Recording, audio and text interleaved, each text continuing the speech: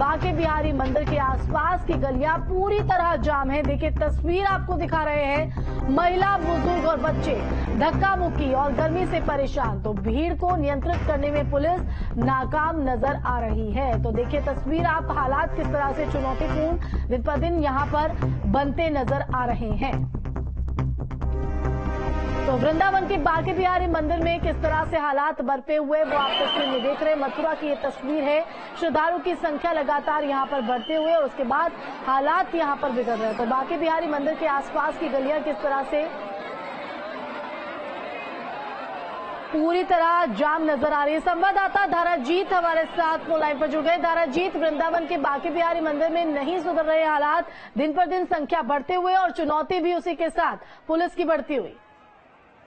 बिल्कुल, देखिए जिस तरीके से हालात बिगड़ रहे हैं और लगातार प्रशासन के लिए ये चुनौती भी है कि पूर्व में किस तरीके से बांके बिहारी मंदिर में घटनाएं हुई है। अभी 2 दिन पहले की बात है, सभी श्रद्धालु कुछ बेहोश हो गए थे। बेचैन गर्मी की वजह से लगातार भीड़ का दबाव बढ़ रहा है। धक्का मुक्की जैसे हालात हर दिन यहाँ रहते हैं, तो कहीं न कहीं प्रशासन को ठोस कदम उठाने की आवश्यकता है, क्योंकि लगातार हम भीड़ देख रहे हैं कि किस तरीके से बांके बिहारी मंदिर के आसपास की जो गलियां हैं पूरी तरह जाम हो गई है। श्रद्धालुओं को मंदिर तक पहुंचने में 2-2 घंटे लग जाते हैं। तो कतारों में बुजुर्ग, बच्चे और जो महिलाएं लगी होती हैं, उनको कहीं न कहीं काफी परेशानियों का सामना करना पड़ता है, तब जाके बांके बिहारी मंदिर में वो दर्शन करने के लिए पहुंचते हैं। तो कहीं न कहीं मंदिर प्रबंधन और प्रशासन को इस ओर ध्यान देने की आवश्यकता है। कहीं आने वाले समय में कोई ये हालात और ना बिगड़ जाए, कोई बड़ी घटना ना हो जाए, इस ओर ध्यान देने की आवश्यकता है। बिल्कुल, भीड़ को नियंत्रित करने में पुलिस क्यों नाकाम हो रही है? क्यों पुलिस के इंतजामात यहाँ पर कम पड़ते हुए नजर आ रहे हैं? धाराजीत,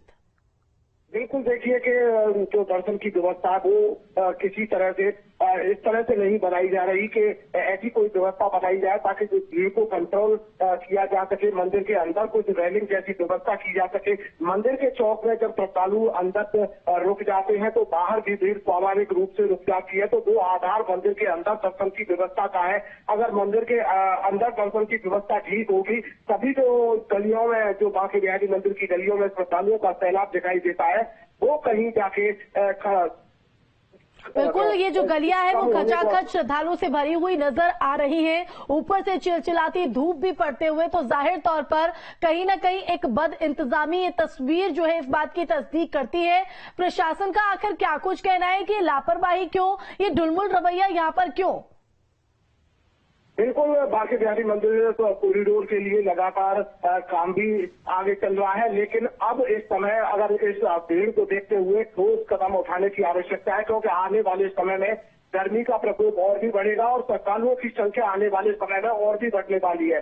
अब ये हालात है तो आने वाले समय में निश्चित तौर पर हालात बिगड़ेंगे और बिगड़ने से कहीं न कहीं बड़ी घटना भी हो सकती है। तो इस ओर ध्यान देने की आवश्यकता है कि इस ओर किस तरीके से शिथिलता बढ़ती जा रही है, वो वाकई देखने वाली बात है कि आखिर श्रद्धालुओं के साथ इस तरीके से खिलवाड़ क्यों हो रहा है, क्योंकि चंद पुलिसकर्मी सुरक्षा व्यवस्था में लगे होते हैं। बिल्कुल, लेकिन साथ ही साथ लोगों को भी इस बात को समझने की जरूरत है धाराजीत, क्योंकि जो तस्वीर हमने पहले भी यहाँ पर देखी और अब जो तस्वीर उभर कर सामने आ रही है कि लोगों को भी यहाँ समझना होगा कि दर्शन करने की जरूरत है, प्रदर्शन करने की जरूरत नहीं। और शायद ये दर्शन की नहीं, प्रदर्शन की ही भीड़ हम इसे कहेंगे।